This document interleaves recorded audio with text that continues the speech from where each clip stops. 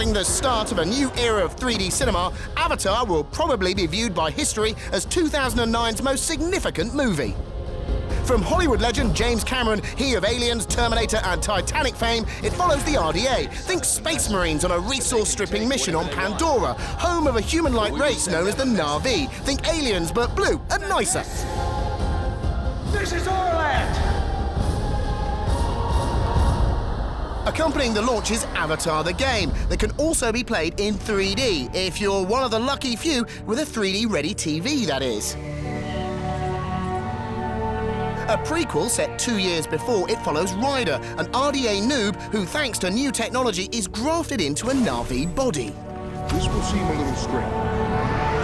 Take it slow. You might feel a bit disoriented. Looking good, Ryder. You're doing well. This is trippy. All's normal. Your readings are solid. Baby steps, right. You look good. Once on Pandora, though, he becomes conflicted about the RDA's goals and must choose on which side to fight.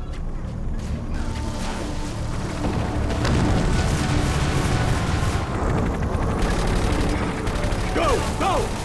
This ain't over, Ryder! Not by a long shot! Apparently, Iron Jim Cameron has been heavily involved in the development, often asking for changes to ensure the game and movie are a nice, snug fit, like my new gloves. Easy there.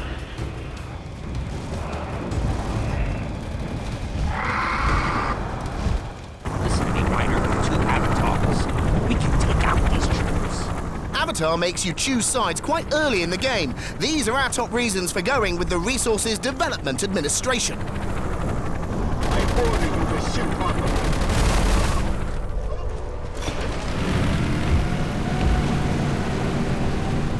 Having the RDA's advanced technology at your disposal means you get to use their heavily armed vehicles.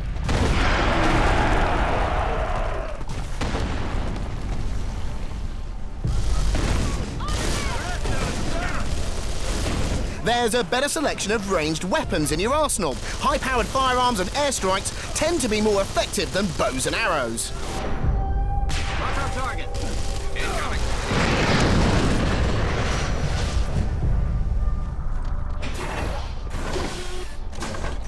You get to pilot the AMP suit. Jumping into a robotic exoskeleton and letting rip with its huge cannon is always satisfying. There are better boss battles. Choose the Na'vi path and you won't go toe-to-toe with Pandora's more formidable creatures. The Na'vi don't see what's happening here. They don't understand the opportunities for everyone, humans and Na'vi. Nobody wants a war. There's also a lot to be said for staying loyal to your species, even if they are invading a world to greedily plunder its resources. We've looked at the benefits of staying loyal to the RDA, but there are also some convincing reasons to defect to the Na'vi side. Decisions. Go! Go! This ain't over, Ryder! Not by a long shot! The Na'vi are naturally more athletic. You'll run faster, jump higher, and move through Pandora's jungle with ease. What they lack in firepower, they make up for with their mastery of melee combat. Land 5 hits in a row, and you can unleash a powerful special attack. Let's go. You get to ride the Palalucan. These 6-legged alien lion-type things are far superior to anything with wheels.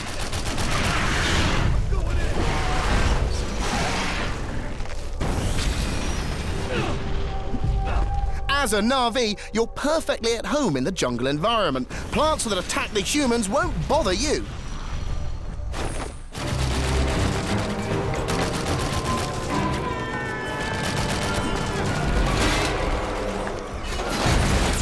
Perhaps most importantly, the Na'vi are fighting for a good cause, to protect their planet and preserve its natural environment.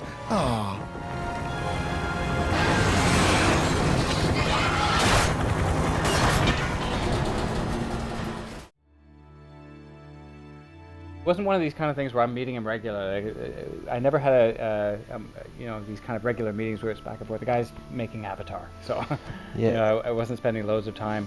But my main point person tended to be John Landau, who's the producer of the film. I met a lot with him. Through him, I got a lot of Cameron's notes, and he had loads of notes, but they were always great. They were never notes that were like rewrite everything. It wasn't that kind of thing. It was more. This is great. Here's a specific detail that you couldn't know, which would be really cool. It was that kind of stuff. Or now and then he would say, I think that's touching too much on the movie. Maybe let's pull that out. But it was always stuff where we kind of had to go, he's right. He's bang on with the notes. Then the thought was, working with Ubisoft, well, wait a minute. Well, we're working in a game engine, you're working in a game engine. Maybe some of the assets that we've already generated, of which there are literally tens of thousands, are things you can use. The resounding answer back was, yeah, give us everything you've got. So we did. We basically kind of did a download of the world to them. And it worked out beautifully. We have access to the sound and the music people. I mean, we have access to everyone. And when you have 200 people on set, well, he doesn't stop, right? But when he's done, we have Jim for us. And honestly, it's impressive. It's 10:45 at night, and he's wrapping up, and he's coming to see us, and we spend an hour with him presenting it, updates, and where we are. So it's a great feel. One result of all this cross-pollination is that the movie actually includes some vehicles and gubbins that were originally only intended for the game. They probably influenced us a little more than we influenced them.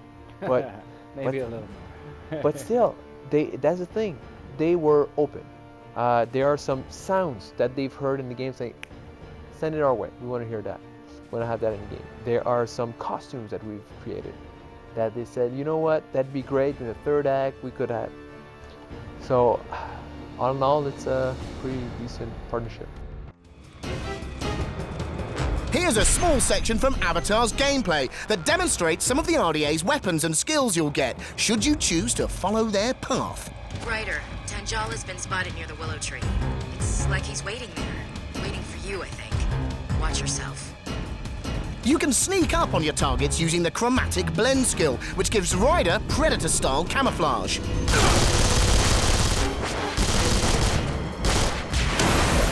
Activating the Berserker skill brings on the red mist, making Ryder's attack significantly more damaging. Our adversary is using a Na'vi equivalent to that, so we'd better keep him at arm's length. The best tactics is to stay a safe distance away from Tanjala and bombard him with a grenade launcher. A few direct hits here should be enough to finish him off. Movie tie-ins rarely make for great gaming experiences. It's almost like a curse. Nearly all the films that have looked like the perfect basis for a game on paper end up being a bit of a letdown. It's clear that a lot of time, effort and cooperation with the filmmakers have gone into making James Cameron's Avatar the game break this tradition. In some ways, they've succeeded. The Far Cry 2 engine does an admirable job creating Pandora's lush jungle environments. And if you're one of the 5 people in the world with a TV that supports it, you can explore this alien planet in 3D, which is quite a novelty. Did you hear that? They're still here. But unfortunately, Avatar is let down by the uninspiring approach to its open-world gameplay, with missions offering little beyond the go here, kill this, collect that structure that we've seen a million times before. We'll give it 7.5.